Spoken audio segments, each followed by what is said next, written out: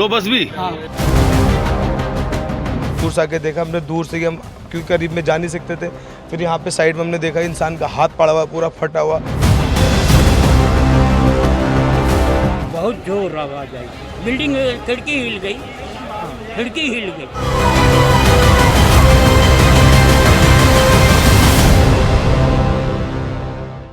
देश की राजधानी दिल्ली सोमवार शाम एक भयानक धमाके से दहल उठी जब ऐतिहासिक लाल किला परिसर के सामने एक चलती हुई I-20 कार में अचानक विस्फोट हो गया।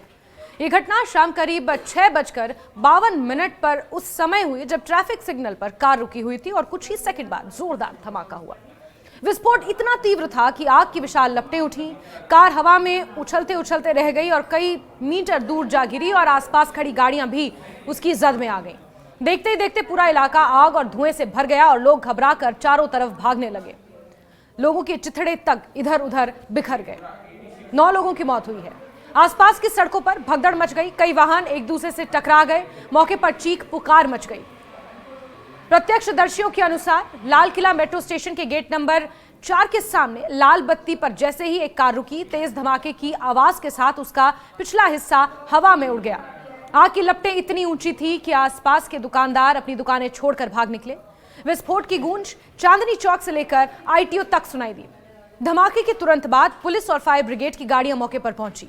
आग पर काबू पाने में करीब आधा घंटे से ज्यादा का समय लगा, लेकिन तब तक कार और उसके आसपास खड़ी 20 से ज्यादा गाड़ियां जलकर राख हो चुकी थीं। विस्फोट में 9 लोगों की मौत हो गई है और 19 से ज्यादा लोग गंभीर रूप से जख्मी बताए जा रहे हैं। कई पैदल यात्री, रिक्शा चालक, 2 पहिया वाहन सवार भी इस हादसे की चपेट में आ चुके हैं।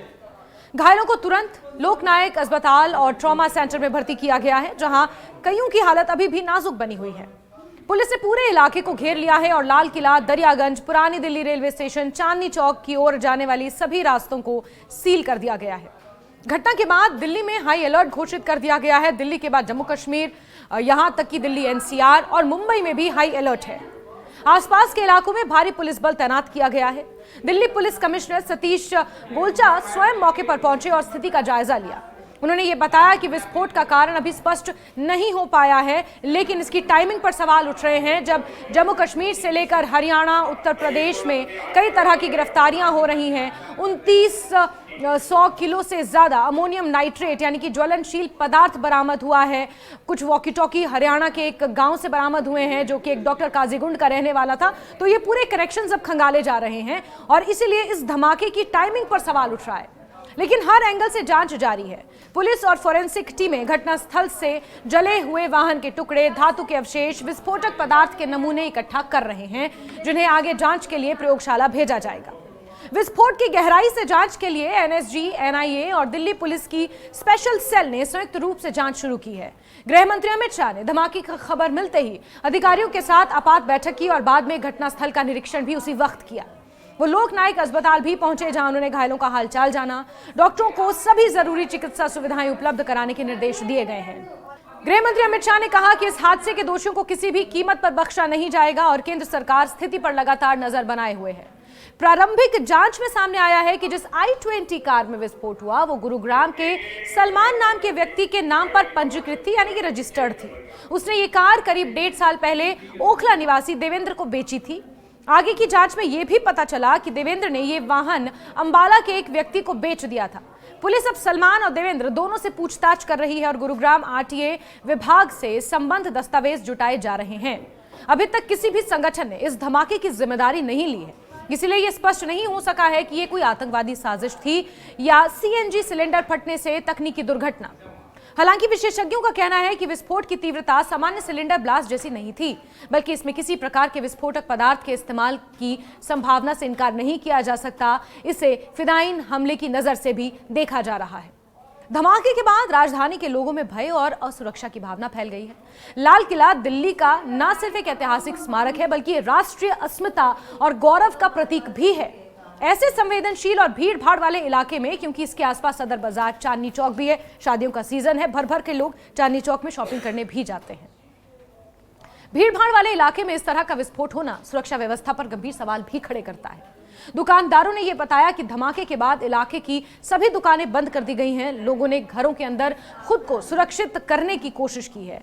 देर रात तक पुलिस और सुरक्षा एजेंसियों की टीमें जांच में जुटी रहीं और इलाके की तलाशी ली जा रही है।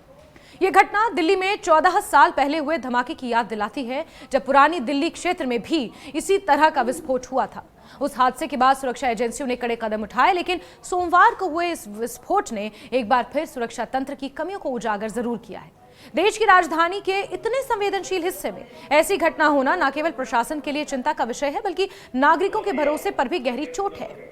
फिलहाल जांच एजेंसियां हर संभव सुराग तलाश रही हैं ताकि ये पता लगाया जा सके कि कार में विस्फोट कैसे हुआ और इसके पीछे कौन लोग शामिल थे। दिल्ली पुलिस ने नागरिकों से अपील की है कि वो किसी भी अफवाह पर ध्यान ना दें, किसी भी संदिग्ध व्यक्ति या गतिविधि की सूचना तुरंत पुलिस को दें। राजधानी के सभी प्रमुख स्थानों, मेट्रो स्टेशनों और बाजारों में सुरक्षा कड़ी कर दी गई है। पूरे शहर में चेकिंग अभियान चलाया जा रहा है। वाहन जांच के आदेश दिए गए हैं। लाल किले के सामने हुआ यह धमाका सिर्फ एक दुर्घटना नहीं, बल्कि उस भयावह सच का प्रतीक है कि किसी भी पल हमारी सुरक्षा को चुनौती दी जा सकती है। यह हादसा दिल्ली के लिए चेतावनी है कि शहर की सुरक्षा व्यवस्थाओं में अभी भी खामियां हैं, जिन्हें दूर करना बेहद जरूरी है।